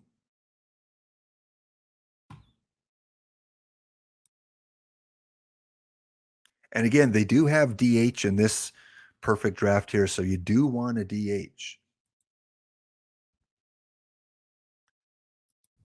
So yeah, this definitely makes sense. He's going to DH for me. He's going to pitch for me. He's one of my 3 starters. So what do you guys think here? When in doubt, another thing, if you have no clue, if you're new to the game and you have no clue who to take a look at when the card is from. This one, Roger Connors from 1885, Fred Carroll, 1889. And then we've got some modern day cards. And maybe you take a guy whose card year is closest to the tournament year, 1921, 1922. All right, welcome back in, guys, from the break. We didn't get too far. We got the first card picked. We got Martin. And of course, this is a good card for 1922 because not only can he bat, but he can pitch. But as Shamilton pointed out in the chat that I posted there, on two-way players, you got to make sure you go into the game strategy settings because it will by default not put them as a two-way player. You want to click that and you want to click skip DH when pitching because I do want this card to hit and I want this card to pitch. So don't forget that when you're drafting, because otherwise the AI, when they play the games, may not play that card the way that you intended it to be played. Hoyles, excellent. Yeah, Hoyles. I love that card as the catcher. Hoyles and Garver. I think Hoyles is a better version of Garver. All right, so let's go back here after the break is over. What do you guys think here? We're in a 1922 environment, home runs, lot of hits.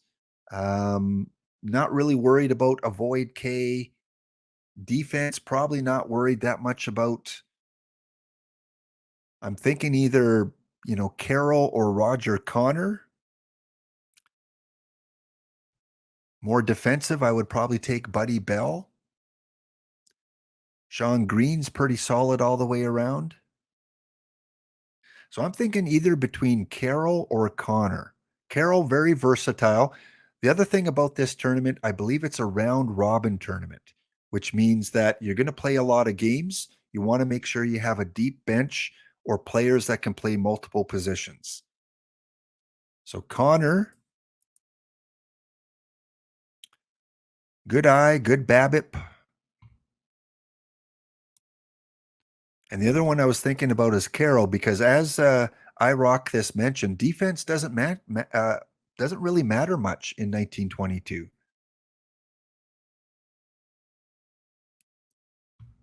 So I'm thinking one of these two guys. Yeah, catcher defense doesn't. Yeah, you still want solid defense at short, center field. So I'm gonna go with the catcher here. Now immediately, because I'm thinking of last year's game, I'm thinking Spotwood Poles would be the pick here. Look at that defense. Remember, in tournaments, he is maxed out. So you don't have to train. He is going to be completely trained at all three positions. He's also, can play first base, but why play him there? Tanana, do I want to go with one of my three starters? Tanana's a solid starter. Or Smokey Joe.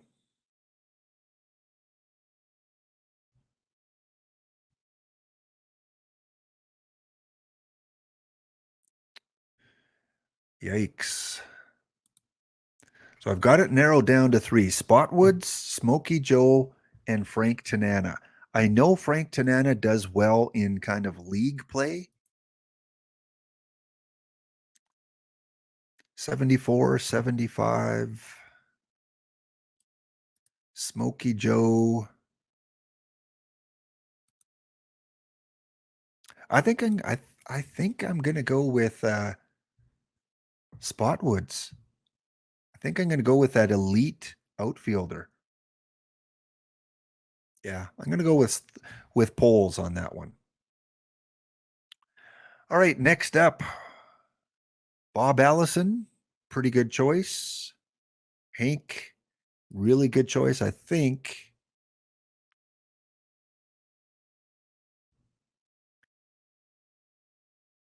Low BABIP though.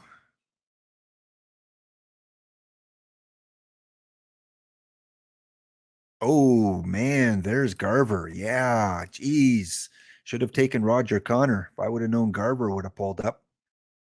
Yeah, I'm gonna take him. He's gonna be a DH. My backup catcher. And yeah, you're right that yeah, Carroll can play first or anywhere in the outfield. Yeah, so no problem there. Harry Davis.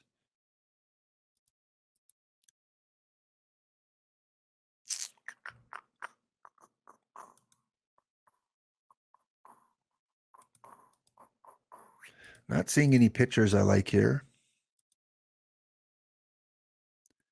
So I'm going to go offense. Garver Hank or Garver Allison. I'm going to go with Allison. But I do have to get some pitchers, so I got to take a pitcher this round. or next round. Splitty pitcher, really good against the right-handed batters, not so much against the lefties.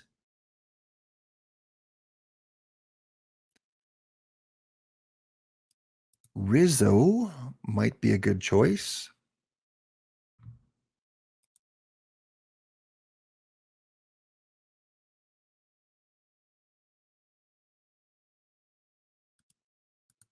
Jim Rice. All right, running out of time here, so we're going to go with Singer and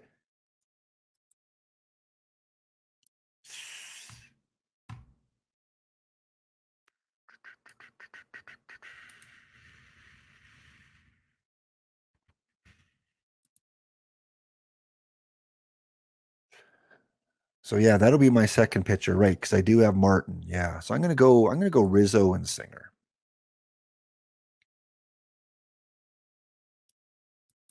And again, I just like utility. And look at that, I got Chris Hoyles there too. Look at that, Chris Hoyles. I think I can make room for him, right, IROC? I think I can get him in the lineup. Those BABIP's kind of low.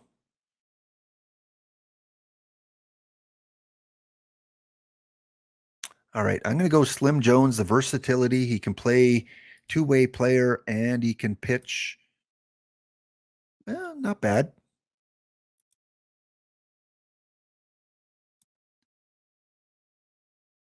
Cliff Johnson. Oh, I think I got to go Cliff Johnson.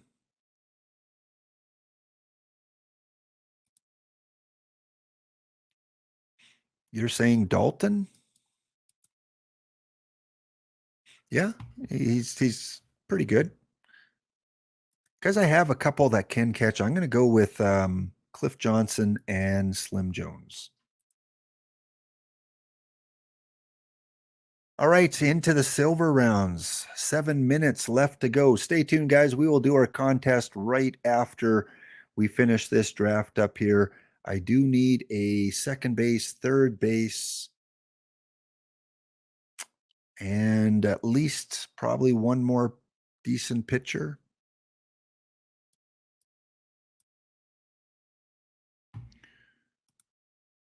Chris, maybe. Justin.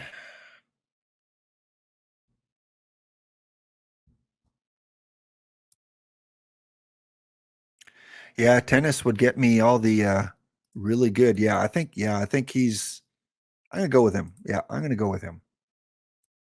Because I don't see a lot of other things here that I like. Good pick there, guys. And who else?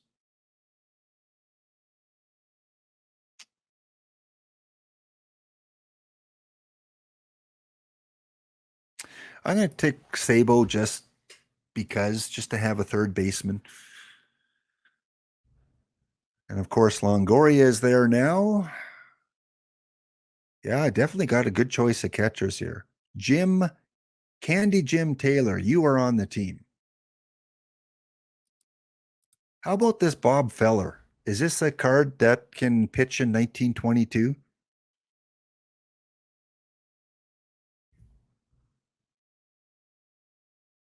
Not going to give up a lot of home runs, but probably going to give up a lot of walks and hits. So probably not.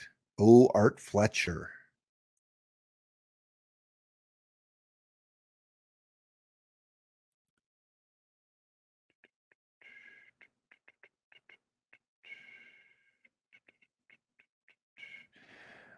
Do I go stud defender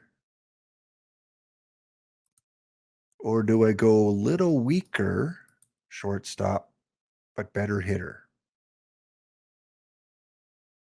Yeah. I'm going to go Ferguson. Ferguson and Candy Jim Taylor. Next up, what do we need? A second baseman, but a lot of these guys are multiple positions, so they can play second base. Bobby Shantz, I'm going to take him. I hear a lot of good things about this card for a silver. Yeah, the two shortstops, Bob Ferguson, Really good defense. The other one had little better defense. This one has a little better bat, so they both, I think, could have worked. This one can play two positions as well, can play second and short, whereas my other choice was only shortstop. And let's go with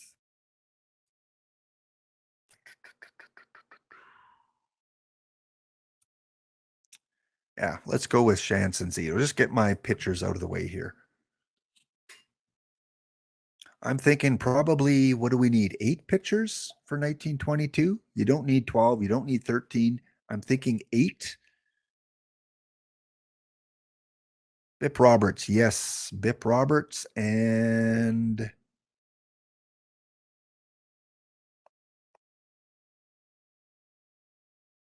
not a lot of good choices here. Let's go with a 99 defensive center fielder. 3 minutes to go. Thank you guys for all your help in the chat. Thank you guys for tuning in today. Talked about quite a few things here. We're going to go with a Negro League relief pitcher. And who's got some power? Babe Hanley, Mike Redmond. You know what? I'm going to go Mike Redmond. I got a lot of catchers, but probably a wasted spot, but he's a good defensive guy.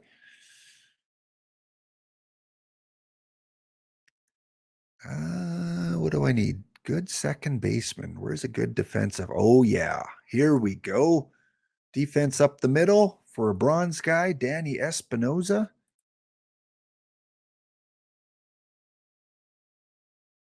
And we'll throw in, boy, I got a lot of catcher choices today. Erstad? Yeah, we'll throw in Erstad.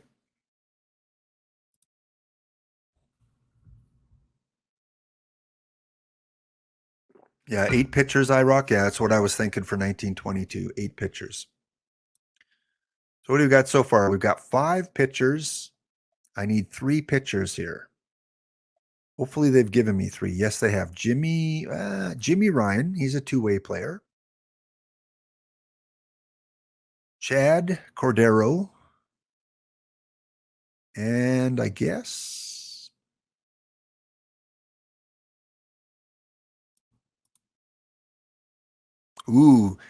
interesting on your call on this one, IROC. We've got George Zaruvnik. And I mean, they're iron guys. But curious for 1922 what you think between these two guys for a 1922 pitcher. The low stuff or the more average overall?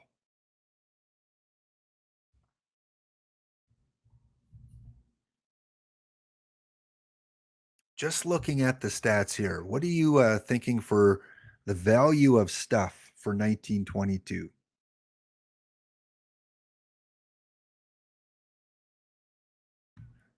Good. Kind of what I was thinking too, but that 39 always scares you a little bit. All right. And I only need 2. You're right, because I do have Martin that is a pitcher. So let's get rid of this guy. And George, there's my 8 pitchers. And now who's got some power or versatility? 19 seconds left. Okay. Desmond Jennings, Art Shamsky, and Moriarty. There we go. With 4 seconds to spare on the clock now, we've got to go. And unfortunately, OOTP doesn't allow you to set a 3-man rotation prior to the tournament. So again, if you are new to the game and you only want 3 pitchers, set it to a 4-man rotation and then drag over one of your pitchers. And then if you remember, when the tournament starts, go set this to a 3-man rotation.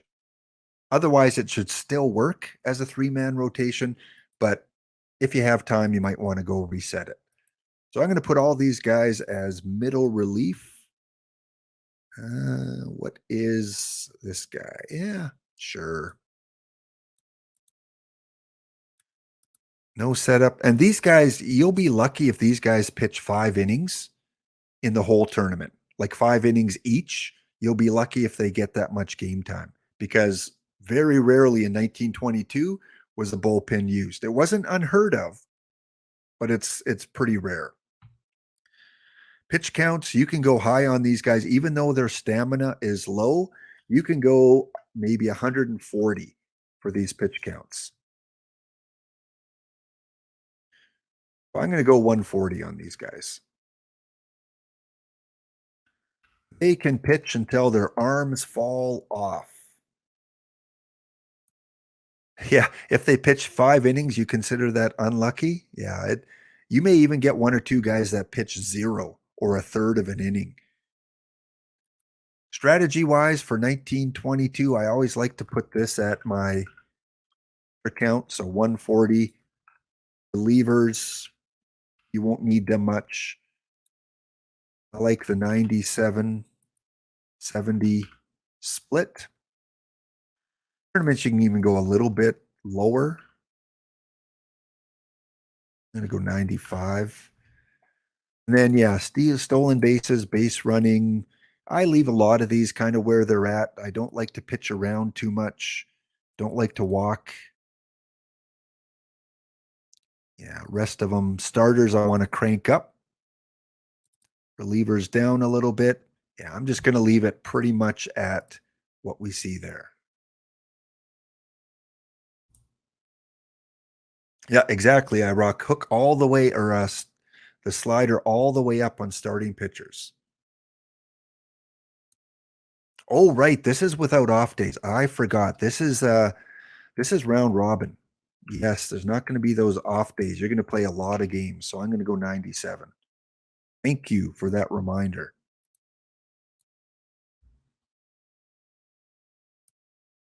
And we do have the versatility of players. So now we want to go and check our two-way players because there were a few of them. We already fixed Martin. Who is the other one? Candy. He can't really pitch. He's not going to be a two-way player. I've got enough pitchers. I don't need to worry about the two-way players. And then batting order, well, we got contact by left. Jimmy Ryan, power. Anything glaring you're seeing missing here in terms of batting order? I guess I could try and get Jimmy Ryan in. He's got good contact against both. Shamsky, power against the righties. Oh, Jimmy Ryan. Yeah, Jimmy Ryan, I want to set to. I don't want him a two-way player. I don't want him to pitch. Not in 1922. I want him to be Jimmy Ryan. 3, 4, 5, 6. I guess I do. I need 8 pitchers. So let's put Jimmy Ryan back as a two-way. Now, can I get Jimmy Ryan in the lineup? I'm going to set him to center field.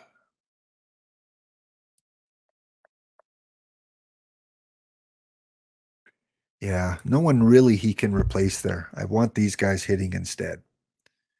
Defense. Let's look at defense. Look at this. We've got Espinoza at second base. We've got Mike Redmond, who could come in late in the game defensively. Bob Ferguson, Spotwood Poles. Look at all this blue for defense. Yeah, I'm liking that.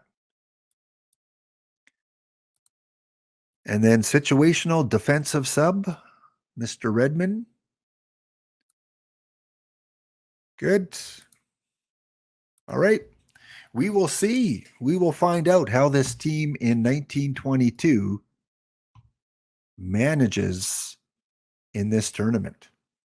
I kind of like the odd tournaments once in a while, like this one here, where you can go to an entirely different environment and try to use different strategies to try and win it.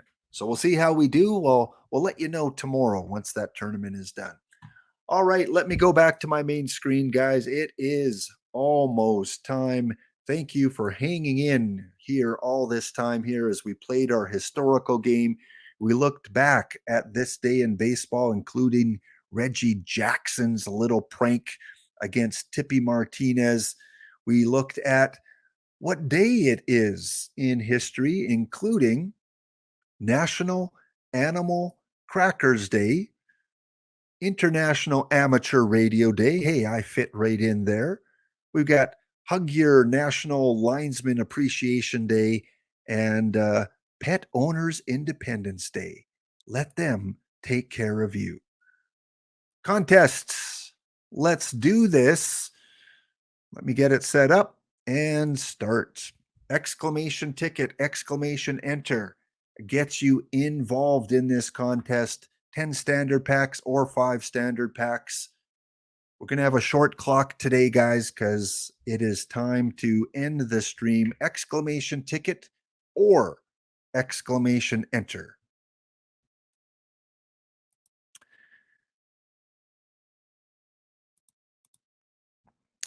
Thank you again to everyone for the follows today, for chatting today, for being interactive in the chat, for giving me advice on the draft, for having a few laughs. Thank you for my UK followers from Sheffield, from Birmingham, for having a little fun looking around the city of Birmingham.